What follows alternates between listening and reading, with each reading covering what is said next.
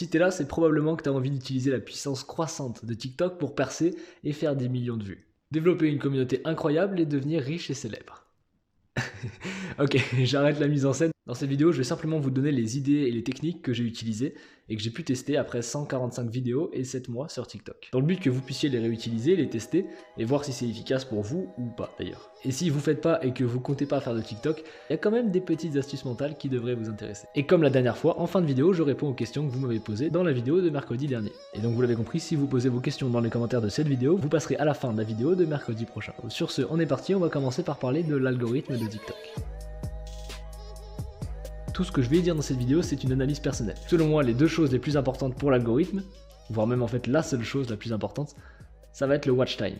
Le temps que les personnes vont passer sur votre TikTok. Et donc à partir de là, il y a deux conseils. Le premier, ça va être dans les 5 premières secondes, parce que les 5 premières secondes sont hyper importantes. Elles vont permettre de déterminer si la personne va avoir envie de rester ou non sur votre TikTok. Et vous imaginez bien que si elle vous swipe et qu'elle reste 2-3 secondes, votre watch time part en chute libre. Là encore une fois, je ne suis pas un expert de l'algorithme, donc je ne sais pas si le fait que les gens vous swipe comme ça impacte votre watch time. Je pense que oui. Ce qui est certain, c'est que le fait que les gens vous swipe, c'est pas bon pour votre vidéo. Donc la première astuce, faites une bonne accroche pour faire en sorte que les gens regardent entièrement votre vidéo. Et pour accrocher dans les toutes premières secondes, une astuce qui fonctionne très bien, qui est d'ailleurs une astuce que vous pouvez utiliser quand vous racontez des histoires aux gens, juste dire, écoute attentivement, regarde bien ce qui va se passer, sois attentif, mais inconsciemment quand on te dit sois attentif ou regarde bien, et ben tu vas faire plus attention à ça.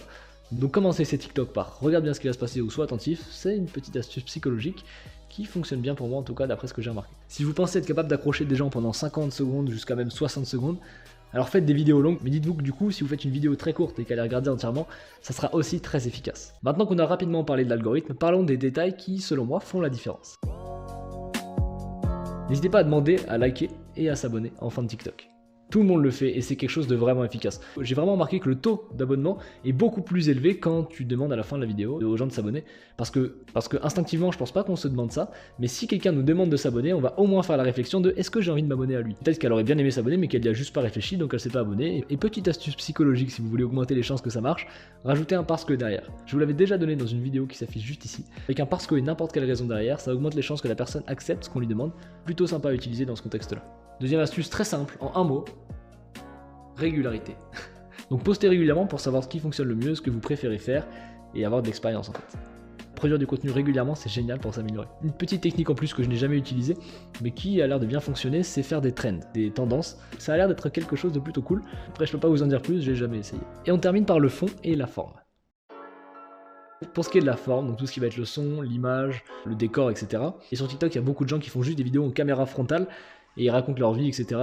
Ils racontent des choses, ils font de l'humour ou autre, et ça marche très bien. Généralement, ces gens-là ont un bon son, donc soit ils ont un bon téléphone qui fait un bon micro, soit un micro-cravate à moins de 15 €, ça peut largement suffire. Et c'est un détail qui fait une petite différence. Et pour le fond, donc ce qui va être votre contenu en lui-même, plutôt personnel à vous en fait. Donc le seul conseil que je peux donner là-dessus, c'est si vous avez quelque chose qui vous plaît, que vous avez envie de partager aux gens, et que vous avez envie de le faire à travers TikTok, foncez en fait. N'attendez pas parce que c'est génial. Deux choses qui sont géniales, il y a très peu de haters, donc de gens méchants qui vont être là à vous dire c'est nul ce que tu fais. Sinon si vous faites des blagues beaufs, etc., il y a des chances qu'il y ait des petits retours négatifs, il faut s'y attendre. Mais globalement c'est très bienveillant. Que vous fassiez de l'humour, que vous fassiez des sketchs, ou du dessin, du sport, ou de la musique, lancez-vous, partagez et testez, c'est tout ce que j'ai à dire.